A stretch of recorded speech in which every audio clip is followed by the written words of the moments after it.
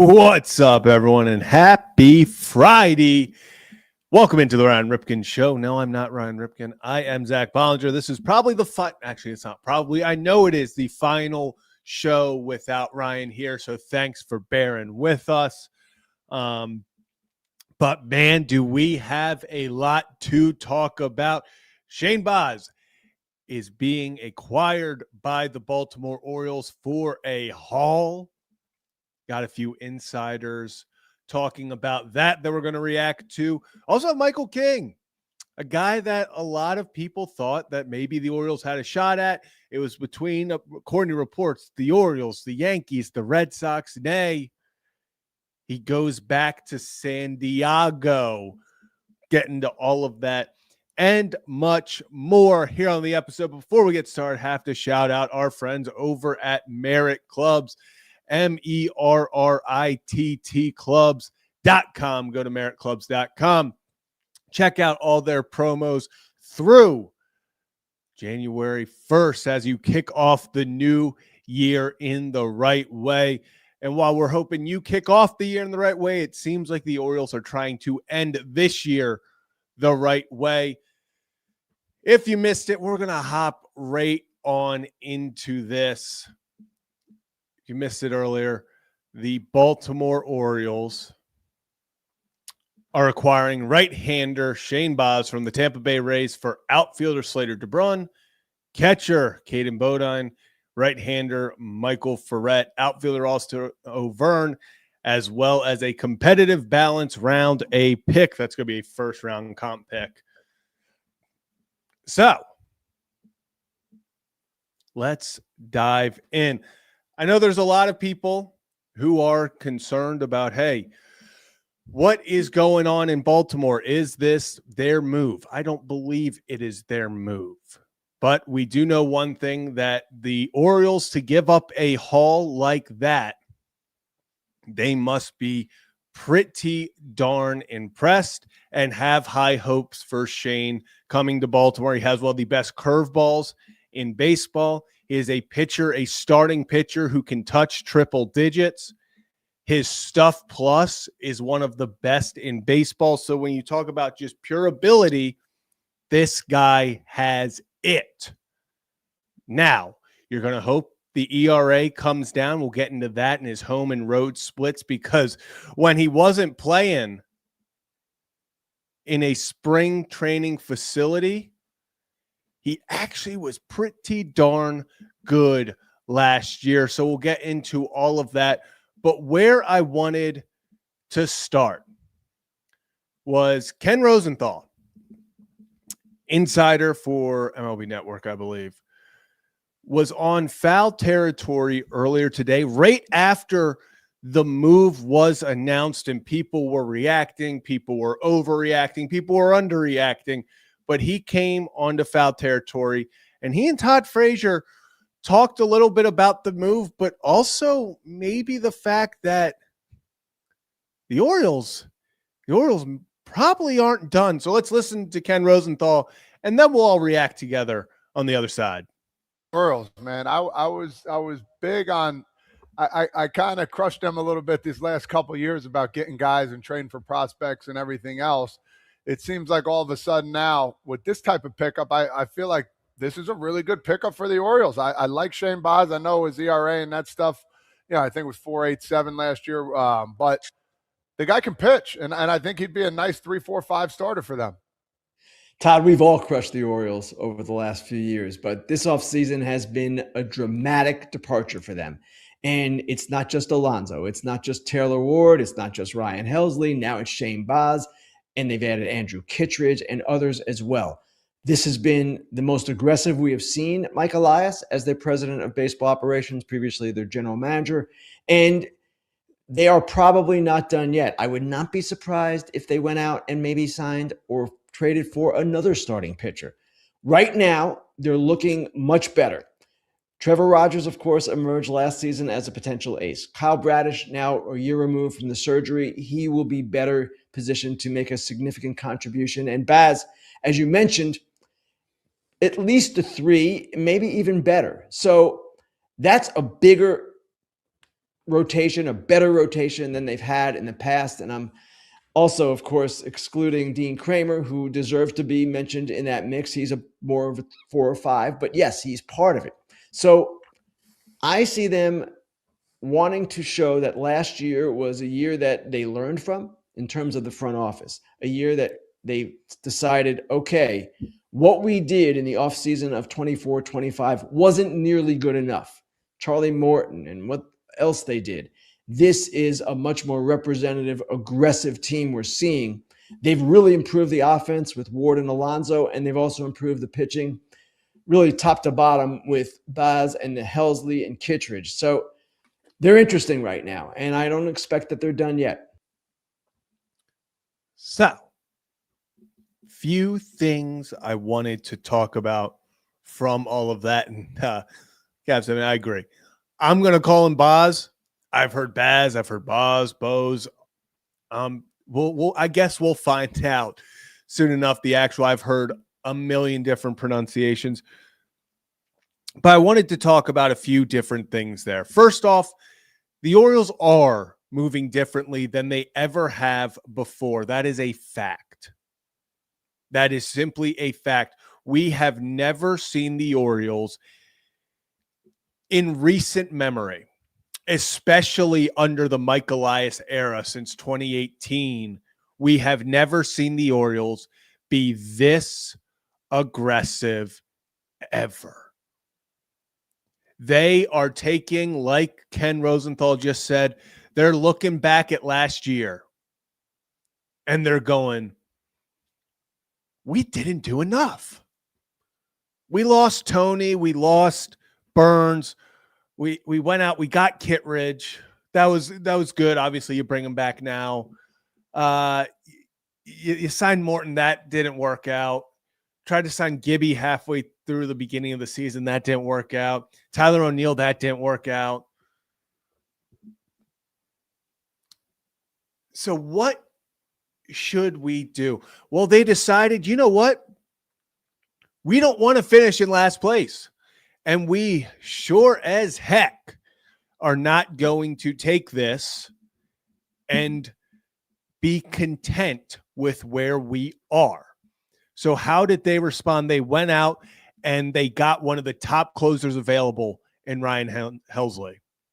They went out and they got a right-handed bat that hit 30-plus homers and drove in over 100 RBIs last season in Taylor Ward.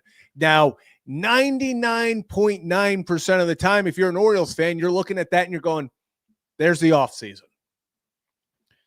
Got a good closer because you needed it.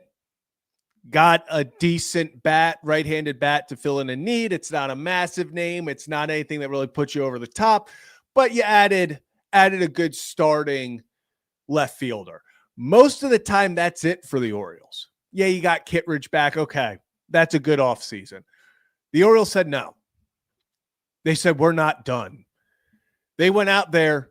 They gave an offer for $150 million over 5 years to Kyle Schwarber. He accepts that, takes it to Philly, says, hey, if you guys want to take this deal, you can, but if not, this is the deal I want. Philly accepts it. They said, okay, we'll take that deal. So Baltimore says, okay, we're not going to be done. I missed out on that guy. We're still going to be aggressive. How about we go sign Pete Alonso? 5 years, $155.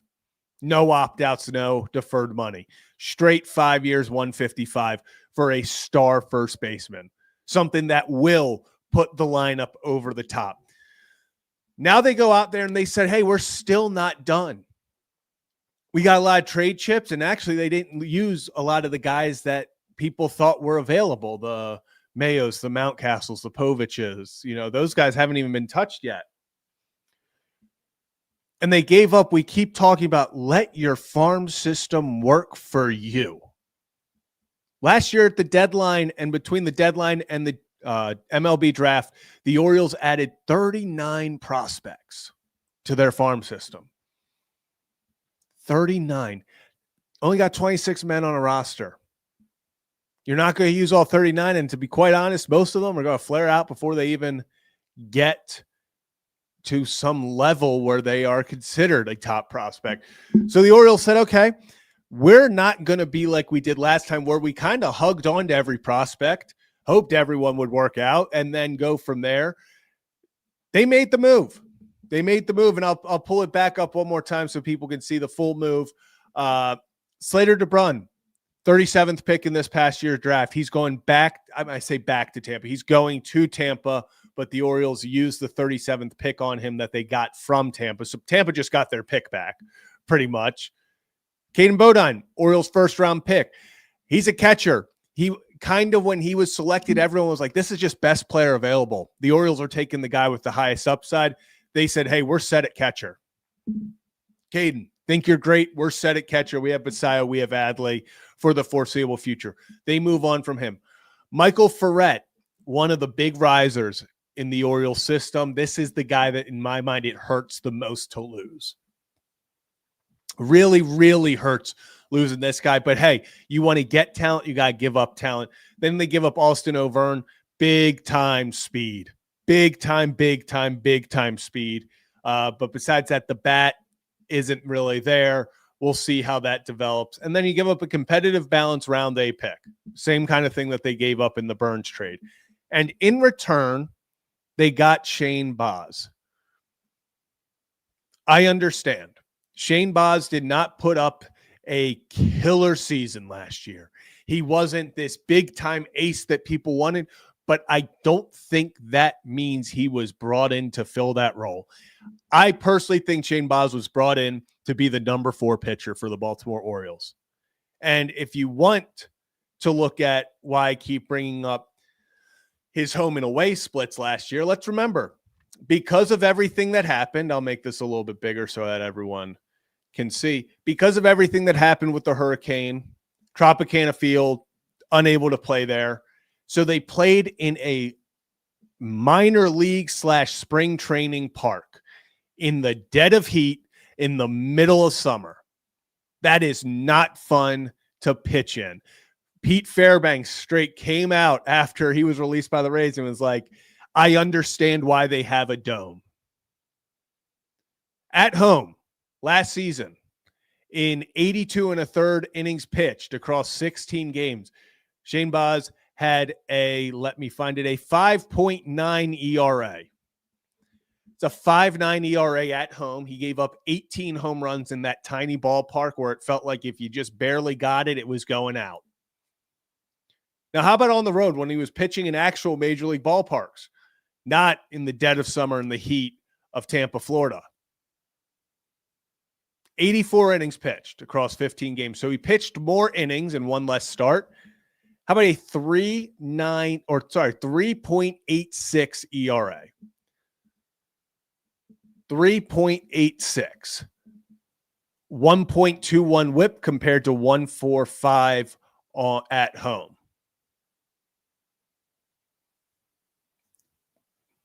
This is a guy who, when he was not playing in a spring training ballpark, was a darn good pitcher. This is a guy that I am expecting to have a big bounce back numbers wise, simply because he's not playing half of his starts in a spring training field. Now, is that saying that all of a sudden he's going to be a 3.0 pitcher, 3 ERA pitcher, and he's going to be the best guy on staff? No. But this is a guy with elite stuff plus. He's got elite stuff. He's got a very big strikeout pitch. I mean, that curveball, I think, ranks number 1 in all of baseball. It's a strikeout guy. Oh, and he can throw 100 if needed. 26 years old, 3 years of control. You take a chance on that. And it was said that the Orioles won a bidding war. You know, if we want to talk about the Orioles, they've now won at least 2. They technically lost the Schwarber won, but that was because, hey, the Schwarber took the Orioles deal, took it back to the Phillies, and they're like, yeah, we'll accept this. Boom. Let's move on. The Orioles are being aggressive. But now the final part that I really wanted to talk about that Ken Rosenthal brought up is he said he doesn't think the Orioles are done. And I'm going to double down there. People I've talked to, things I've read, I don't see it. I don't think the Orioles are done either. In fact, I think the Orioles are still big game hunting. They're going for the big fish. Shane Baz was the guy to fill that number 4 spot when we were looking and we were like, hey, do you get Edward Cabrera? Do you get a Mackenzie Gore to kind of fill? You still want an ace. You still want them to sign a Framber, sign a Suarez, one of those guys.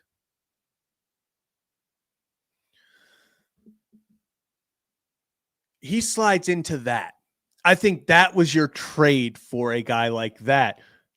Now I think all eyes for Baltimore are still on getting that top guy. I still think they're going to be in on Valdez. I still think they're going to be in on Suarez.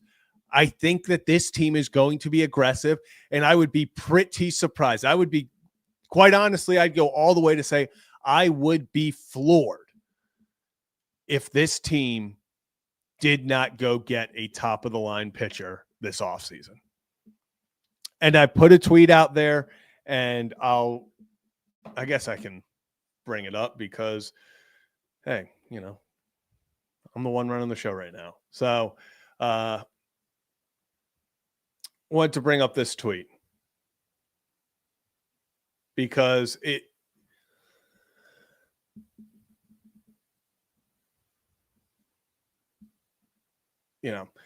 I said Shane Baz helps fill out the Orioles rotation even more and helps the major league team. If the rotation looks like Suarez, Valdez, so one of those two, then you go Bradish, Rogers, Baz, and Kramer. And I'm so sorry. I think I've said Baz or Baz. I think I've switched them both times, like a million times. I'm going to go through 100 different pronunciations until I hear the correct one. So apologies for that. Then you have a damn good rotation. Still need to make a big move, though. They do. They do.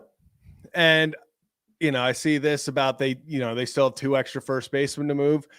I think if they're going to move, their next trade, I don't think they maybe trade for another starter, but I think they trade for another reliever. I think they go get another guy like a Jojo Romero or someone like that to get in there and be the bridge from Kittredge to Helsley. And if you're able to get a bridge guy, someone who can go in and is going to get you 3 outs. I mean, the Orioles can build a really nice bullpen. You bring in Dietrich Enns back. Obviously, Rico Garcia was very nice at the end. And the Orioles have so much talent still, pitching-wise, in the top end of the minor leagues that it's not all going to come out and be a starter. They're not going to come out and get all these opportunities because, let's be honest, the opportunities are starting to dry out.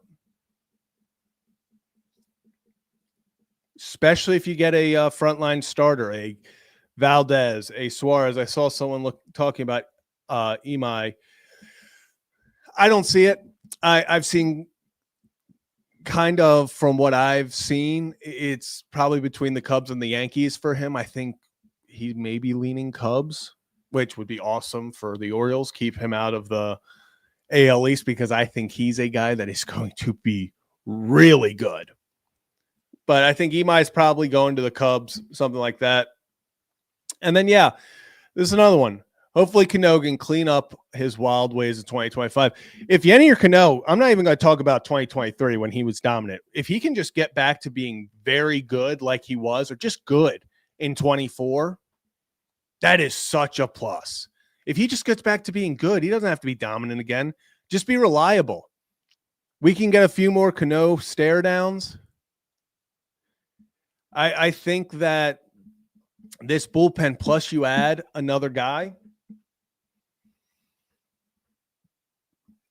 Orioles bullpen and just pitching staff as a whole, I think is going to be very underrated.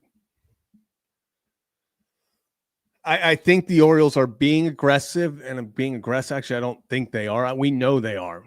It's the most aggressive that they've ever been in recent memory. They are taking risks that people have been begging for them to take. It's so funny. And I find myself on the, myself doing it as well. I get so caught up and I'm like, hey, let's stop prospect hoarding. Let's stop prospect hoarding. Like, not all these guys are going to make it. Not all these guys are going to make it. Don't prospect hoard. What are we doing? Like, trade these guys. And then we traded 4 of them plus a draft pick. And I was like, whoa, that's a lot. Can't have both ways. They're being aggressive. This is a win now, but it's not only a win now. This is a let's help the major league roster out. They added a guy who is going to help out the major league roster. Shane Baz can be a guy that you look at, and hopefully at the end of 2026, we're looking back, he has like a 3.4 ERA, and you're going, yeah, that was a good move. That's a guy as the number 4 that helped really get an extra few wins for the Orioles to maybe help get them in the playoffs, help get them that extra game or 2 to win the AL East. This move is about winning, and it's something that we in Baltimore have been begging for them to do. Prioritize winning. They're going for it. Whether you think all the prospects were worth it or not, they're going for it.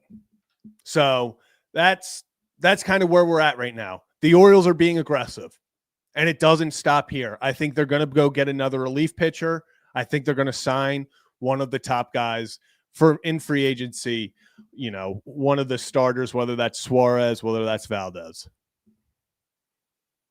Yeah, the major league team got better today. Now, you can argue the minor league system. Yeah, you lose talent, but that's cool. The Orioles have the 7th overall pick. The Orioles major league team got better today. And no, I do not. I don't think that they signed Chris Bassett. I think if they didn't find a trade partner like Baz, like a Mackenzie Gore, like a Cabrera, I think then maybe he would have been brought in to be that 4. But you got to go bigger game hunting than him. Go get a Valdez, a Suarez. I mean, if Zach Gallen, I don't know if he's in that top tier for guys. I'm not going to complain if they bring in Gallen and then take that risk, but that's another guy that you're really hoping for more of a bounce back year than anything. It's not a guy who is coming off a year like Valdez or Suarez.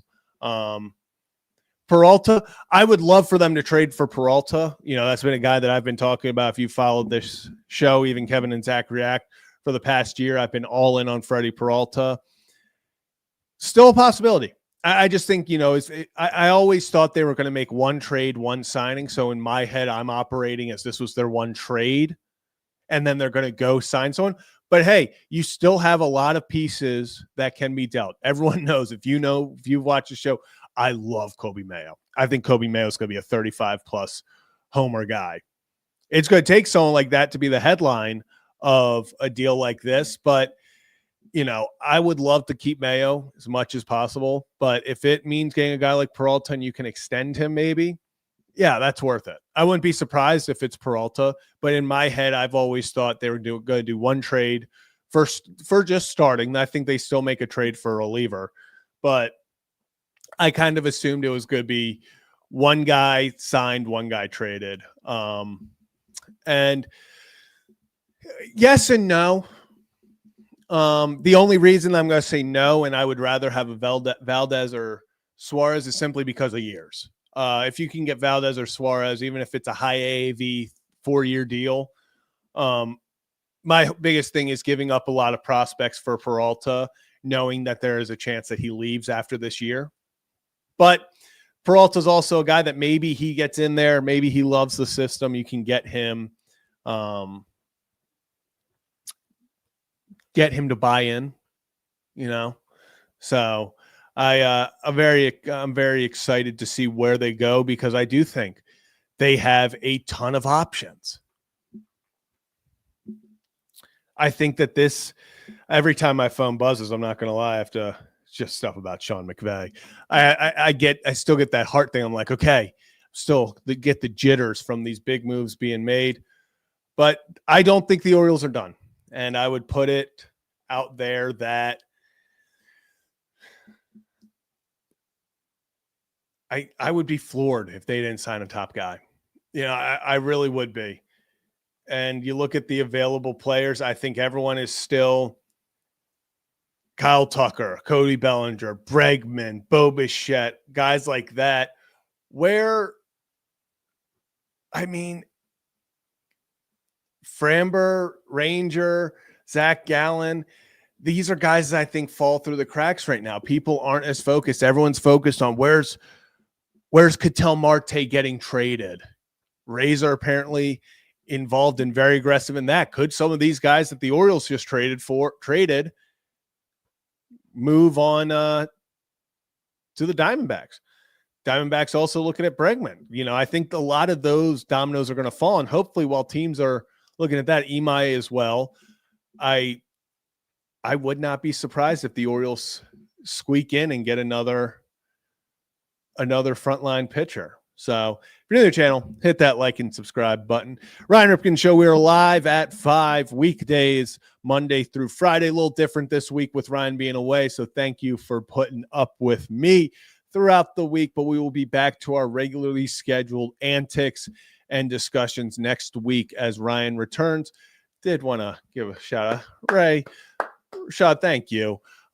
This is the most aggressive the O's have been since Pat Gillick was GM. I'm 43 and remember us getting Rafi Alomar via free agency. I'm happy for the youngins like you. Appreciate that. It's a fun time to be an Orioles fan right now.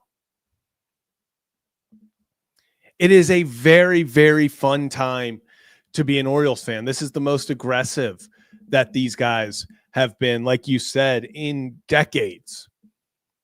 It seems like winning is a priority, and I love how I believe it was Ken Rosenthal at the winter meetings talked about it. He said, hey, it's very clear that even though they're a mid-market team, ownership has stepped up and said, hey, we finished in last place last year. Guess what's not going to fly in Baltimore? Finishing last place. So the new ownership group, they've clearly had a change. Some switch has flipped. Obviously, you get rid of Hyde. Maybe Elias felt the seat warm a little bit. But it's clear that the Orioles are trying to be aggressive. They are trying to go get the best players available. I saw someone ask about Bretton Doyle. We'll see what happens there. I mean, obviously, he would be a fantastic defensive guy in center field, but I'm not sure, with the Rockies, I always get very weary because already, he's the perfect guy for just straight speed. 96th percentile in speed, 97th percentile in arm strength, 99th in arm value, 91st in range, outs above average. Very good defensive guy, one of the best defenders in all of baseball. I would just, what scares me is he struggled immensely in Colorado. So I don't know if that's something that moves the needle for us. I just don't, I'm not sure. I'm not sure if that is a needle mover, at least for me. Would love just the athleticism, the pure athleticism, speed, and chaos that he would add to this team. 18 stolen bases last year, but had 30 the year before. If he could honestly replicate 2024 when he had 23 homers, 30 stolen bases, batted 260, 317 on base percentage. If he did that, if the Orioles acquired that, that's a difference maker. That's a difference maker. And yeah, if we were going to just be going for speed and defense, I would rather give, EBJ a shot. I just think Enrique, he deserves a chance. I think he's a demon on the bases. Definitely not as strong of an arm as Doyle, but it would, and yeah, it's minus the power, definitely. And yes, Doyle, apparently there's rumors that the Orioles are in talks with the Rockies. So I'm sure maybe later tonight, because they love making moves when it's Friday night and it's like, okay, no one's paying attention. Boom, let's drop it. And if that happens, we will be live on Kevin and Zach React and probably the Ryan Ripken Show channel as well. So hit that notification bell so that you don't miss any of the action anytime we're live. But appreciate people tuning in right now. I did want to move off of the Orioles just for a minute. We'll come back and kind of wrap this whole conversation up because it is something that people maybe thought the Orioles were going to be in on, and that is last night, it was announced that Michael King is returning to the Padres on a 3-year, $75 million deal. I believe it's with the opt-outs. If he opt out after 1 year, it is just $22 million. But Michael King returning to the Padres. This is a guy that it was rumored it was the Orioles, Red Sox, and Yankees. It was between those three teams. They were all making their bids, and he would decide. It was the Padres, because don't you love baseball? It was the Padres. They come back in. They get their guy. Clearly a priority for them. And Michael King talked about in his press conference how much he loves San Diego. He loves playing for those fans. So very interesting to kind of see it go from, hey, it's these three AL East teams. He's a East Coast guy. He wants to be on the East Coast, and then he's back in San Diego. But I will say this is good because I'm very glad if he was not going to go to the Orioles, I'm glad it's not the Red Sox or the Yankees. Just it's keeping talent away from them. I've also seen some things that, like I said, Imai, I think is going to maybe end up with the Cubs. It's looking like, at least through some reports. So now you're looking at it and you're like, okay, Yankees seem like they're going to have to be in the trade market to add a starting pitcher. They're going to have to pay Cody Bellinger a massive contract to go after him. Yankees are remaining sort of stagnant. They have not added the big name, at least so far, that frontline guy or that big bat. They're actually working on kind of getting their team from last year back together just as a start. The Red Sox, obviously, they went out, got Sonny Gray. They have to figure out the whole Alex Bregman thing. If he goes out and signs in, let's say, Arizona, then that's a big hole for them. The Blue Jays, it looks like maybe they're getting Kyle Tucker, but if they get Tucker now, Bichette's gone. So how big of a plus minus is that? It feels like the AL East, obviously now the Rays are kind of selling. They're in full sell mode. Especially earlier today with their trade between the 3-team trade between the Pirates, Rays, and Astros.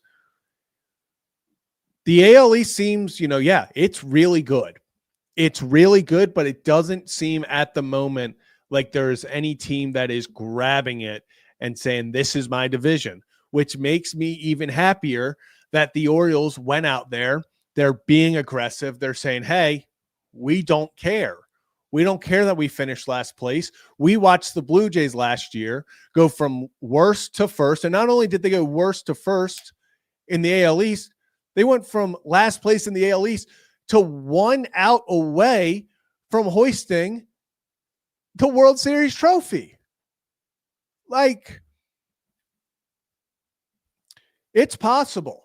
Get hot at the right time, build talent, get good pitching. And, the Blue Jays, yes, they added Dylan Cease. I think they are ready to run it back. They want to go back to the World Series. They got that taste in their mouth and they're like, hey, we want to win. We're gonna go after this. The Orioles have not won a playoff game in over a decade. That needs to end. That needs to end. And I think they're being aggressive. They're being not only aggressive, but I think they're being smartly aggressive.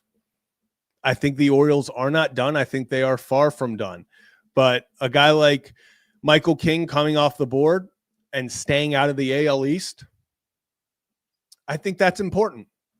Because if he wasn't coming to Baltimore, my biggest fear was he sits there in Boston, helps boost their rotation even more. He goes to New York, and even if they get Imai, that rotation's really good. Getting back Garrett Cole. Rodon's obviously talented. Max Fried is, my goodness. Luis Heel coming off injury, finally getting back. Will Warren, not the biggest Will Warren guy, but he's proven to be consistent. Cam Schittler. I mean, they've got guys.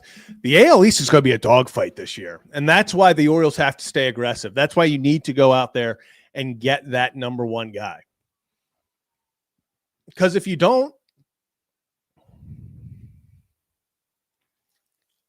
I'm a Bradish guy. I think Kyle Bradish, when healthy, is a top 7 pitcher in baseball. I think Trevor Rogers is proving he is a very good pitcher. But no one's ever said, man, we have too much good pitching. We have too much good pitching. You never say that. You never say that. You got to go out there. You got to get another guy, because if you have Valdez/Suarez, if you have Kyle Bradish, you have Trevor Rogers, have Shane Baz, you have Dean Kramer as your 5. And I see so much hate about Dean Kramer. I don't get it. Dean Kramer, you take out the month of April, is one of the most consistent guys in this rotation. Dean Kramer as your 5 is a blessing. It's a guy who gets the job done. And it's always about limiting the big inning with Dean. It's always. I agree. Man, I'd even argue if they go get Valdez, you still give Dean the ball on opening day. But Dean Kramer's a guy, it's every time we talk about him, even in the losses and in the ugly games when he gives up 5 runs, it's 4 runs in 1 inning, and then he shuts down, only giving up 1 over the next 5. He keeps you in the games, even if you're not, if the offense isn't doing well. Heck, he keeps the bullpen healthy, because even if he gives up 5 runs in the first, he's going to find a way. You might not win that game, but he's going to find a way to get at least 5 or 6 from you.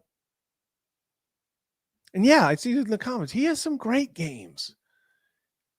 Dean has had awesome. So if Dean Kramer is your 5, you've got a good rotation.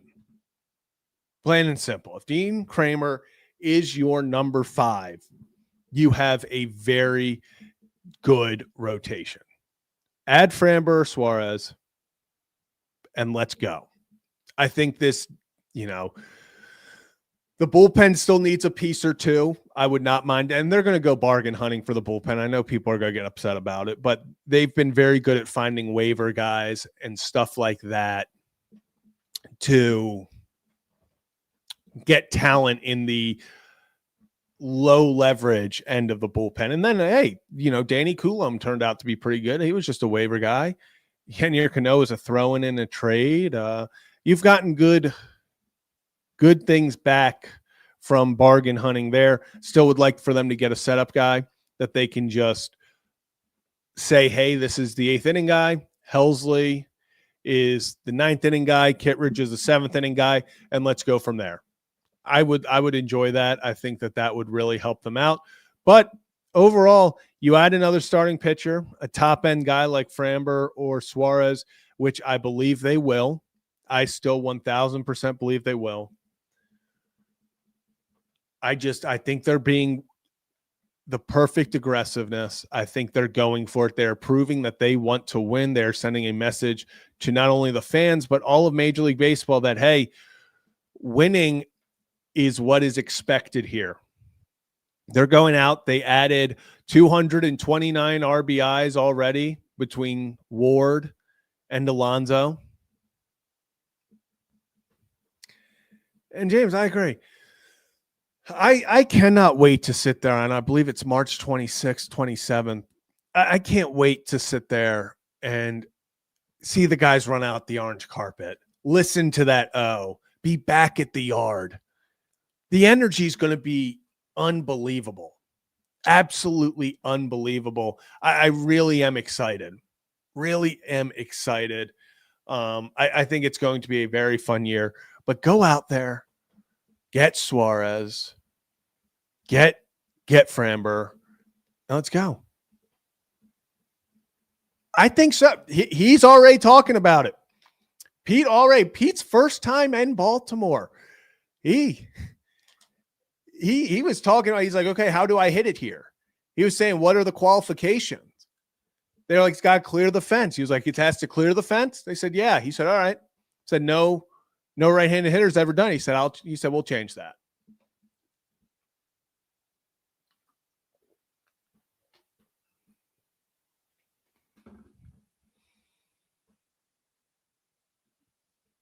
this is going to be a fun year. That's going to be a fun year. And as we wrap it up here, did want to shout out our sponsors over at Merit, as long as our friends over at Next Move, Charm City, and Loan Depot.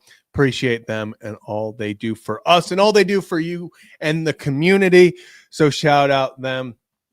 What a fun day.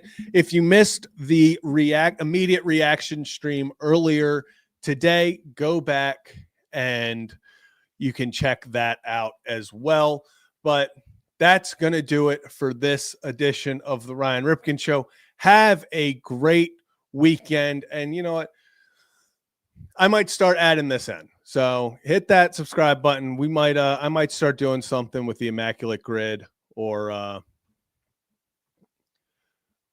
we'll figure something out. Maybe we'll have some fun with that. But appreciate everyone for tuning in. Have a fantastic weekend. And hey, maybe we'll see each other soon again later tonight. Caps, appreciate you. Appreciate all of you for putting up with me for the past week solo show. Appreciate all of you. And we will see you next time, or maybe later tonight if they make another move for another edition of the Ryan Ripken Show. Have a great weekend, everyone.